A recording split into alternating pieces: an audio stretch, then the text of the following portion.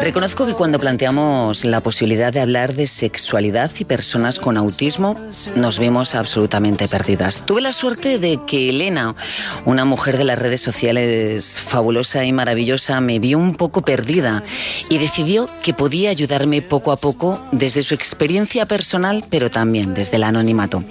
Nos dimos cuenta de que una vez más la sexualidad es uno de los aspectos más silenciados cuando hay un diagnóstico sobre la mesa, sea del tipo que sea. Siendo precisos, hay que hablar del TEA, el trastorno del espectro autista. Y por eso esta noche nos encanta que nos acompañe desde Radio Murcia José Luis Álvarez Castellanos, que es psicólogo y trabaja con la asociación Astrade, impartiendo un taller de sexualidad. Buenas noches, José Luis. Hola, buenas noches. ¿Qué es exactamente el TEA? Bueno, vamos a ver, es un trastorno del desarrollo. Bueno, el aspecto que nos ocupa hoy, por ejemplo, que vamos a hablar del síndrome de Asperger, que es una parte del autismo, la parte digamos más funcional, se caracteriza, por ejemplo, por un déficit, una dificultad a nivel social. Suelen ser personas con intereses restringidos, con unas personas muy rutinarias, con unos comportamientos muy rígidos. En los casos, por ejemplo, de un nivel de mayor afectación, puede darse también alteración en el lenguaje, mayores problemas a nivel social, mayores problemas de comportamiento. Pero bueno, en el caso que nos ocupaba hoy, que venía también Eduardo a hablar de este tema... Del pues síndrome eso. de Asperger, ¿verdad? Efectivamente. Que es uno más de los trastornos del espectro autista, ¿no? Sí. ¿De qué manera condiciona la sexualidad? A ver, realmente... No hay un condicionamiento digamos por culpa de padecer o de tener síndrome de Asperger. Es a lo mejor en el desarrollo social, que no ha sido lo más normalizado, que entonces el desarrollo de la sexualidad, digamos, no sea el esperado, pero la vivencia de la sexualidad y las experiencias de la sexualidad son como las de, obviamente, cualquier persona. Junto a ti también en Radio Murcia está Eduardo, ¿no es así? Sí, claro. Buenas noches, Eduardo. Buenas noches. ¿Cuál es tu diagnóstico? Mi diagnóstico es de trastorno, de síndrome de Asperger. Fue en grado leve. En grado leve. ¿Te ves reflejado en lo que nos acaba de contar José Luis? Sí, por supuesto. Y en eso y en otras muchas más cosas. Y te voy a preguntar a ti directamente. Sí. ¿Tu sexualidad es diferente? No, que va, la mía es igual que la de cualquier otra persona. ¿Cómo ha sido tu educación sexual? Mi educación sexual, bueno, pues la verdad es que no sé cómo habrá sido la de otras personas, pero la mía, pues digamos que ha sido, bastante restringida. Es decir, nadie me ha explicado muchos aspectos acerca de la sexualidad. Es más lo que uno busca. O oye, por ahí. ¿Crees que el hecho de que tú tengas síndrome de Asperger dificulta en algo tus relaciones sexuales?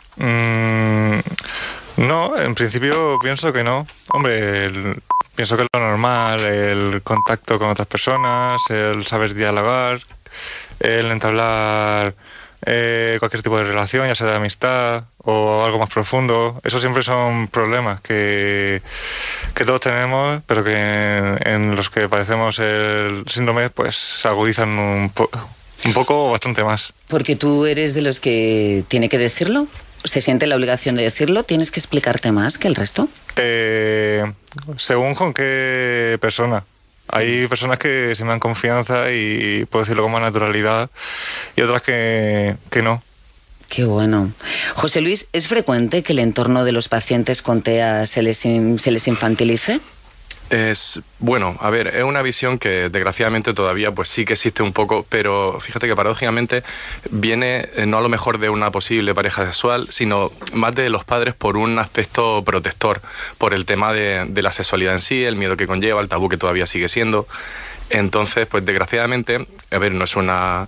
Siempre hay excepciones, por supuesto, siempre hay casos y casos, pero sí, se sigue dando todavía que haya un ambiente más protector por el miedo, por el tabú que se tiene con el tema. ¿Y cómo se trabajan los aspectos más afectivos de la sexualidad en los grupos en los que tú impartes talleres? Bueno, además esa pregunta está bien porque estamos hablando también de la sexualidad y parece que siempre nos referimos, el prefijo sex de esta palabra parece que nos engaña y nos referimos siempre al tema físico, a la parte sexual. Cierto. Pero claro, no hay que olvidar, como dices, pues hay una parte afectiva, hay una parte emocional, hay una parte de desarrollo social, de autoestima, de autoimagen y bueno, pues son cosas, claro, que se tienen que ir trabajando paralelamente, no solo con el aspecto físico, no descuidar ninguno de esos aspectos tampoco, porque al final la sexualidad se ve de una parte también social, emocional, psicológica, no solo física y sexual. ¿Y en el aspecto físico, este tipo de diagnósticos sí que determinan algún condicionante? No tiene por qué. No tiene por qué. Pueden darse casos, por ejemplo, particulares en el que, a ver, ¿qué te digo yo? Que si está tomando una medicación de cualquier tipo que afecta al sistema nervioso, que al fin y al cabo es el que conduce las señales, por ejemplo, de placer en unas relaciones sexuales, pues se vea...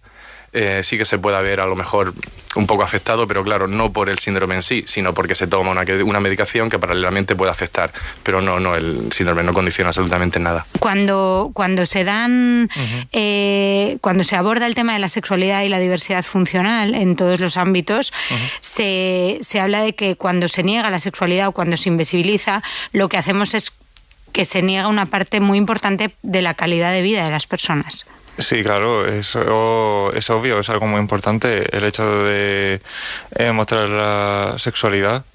Y como bien ha dicho José Luis, no solo el aspecto de tipo sexual, sino más bien el afectivo o el emocional, que es mucho más importante que el sexual. Claro, porque esto sí que me interesa. Eduardo, ¿para ti es más importante el aspecto físico o el emocional? No, ¿o los dos? No, es mucho más importante el emocional, por supuesto. ¿Y cómo lo trabajas con tus parejas? ¿Cómo planteas el hecho de que, bueno, tienes síndrome de Asperger y como mínimo vas a tener que ayudar a la persona que está contigo a que sepa qué es eso? Sí, claro. Sí, ella me ha pasado con mi pareja. Sí, cuéntame, por favor. Sí, bueno. Ella, bueno, es muy especial para mí. Y así, en resumidas cuentas, la primera vez que quedamos para hablar y tal, pues yo le solté de buenas a primeras que yo tenía síndrome de Asperger. Claro, porque como eres tan maduro, pues coges y lo sueltas todo así, ¿no? De verdad que vamos a estar aquí. ¿Y ella qué dijo? Ella, pues nada, se quedó extrañada, se quedó bastante descolocada y empezó a buscar información por su cuenta.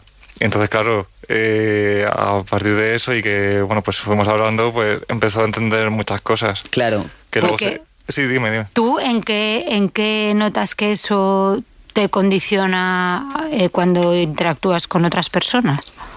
¿Con otras personas o con mi pareja? En ambos casos. En ambos casos. Pues con otras personas, por ejemplo, pues a la hora de hablar, pues o de relacionarme, que me cuesta más, o... por ejemplo, que a veces soy más tímido. En cambio con mi pareja es totalmente diferente porque desde el primer momento siempre me he sentido tranquilo a su lado, me he sentido relajado. Es decir, es una persona que me inspiraba confianza.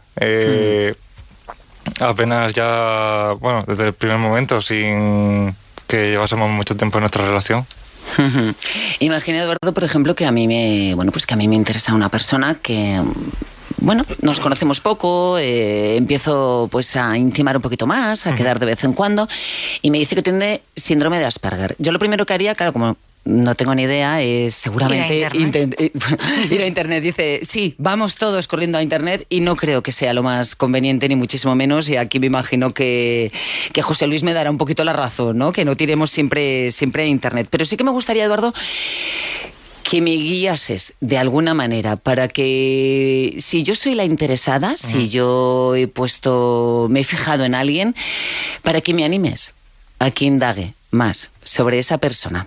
Sí, pues en principio te diría pues, que descubra sus intereses, porque los que padecemos Asperger tenemos intereses muy muy restringidos, muy puntualizados, que te interesas por ese tipo de cosas. Luego, por ejemplo, pues que lleves cuidado con lo que dices o con la manera en la que tratas con esa persona. Hay, por ejemplo, Asperger que no le gusta el contacto físico y otros que son más, son menos reacios a ese tipo de contacto, ese tipo de acercamiento. En general, eso. Claro, al decirme lo del contacto físico, claro, eso ya es un poco condicionante cuando hablamos de una relación, ¿no? Sí, claro. ¿Y cómo lo lleva tu chica? Bueno, pues muy bien. ¿Sí? Sí. Me encanta. Porque entiendo que no es tu caso, que dices que hay gente que sí es más reacia, pero no es... tú no. No, yo no. Vale. Yo, hablando en confianza, siempre me he sentido cómodo con ella y ella se ha sentido siempre cómoda conmigo. José Luis, que poco sabemos, ¿no?, de todo esto.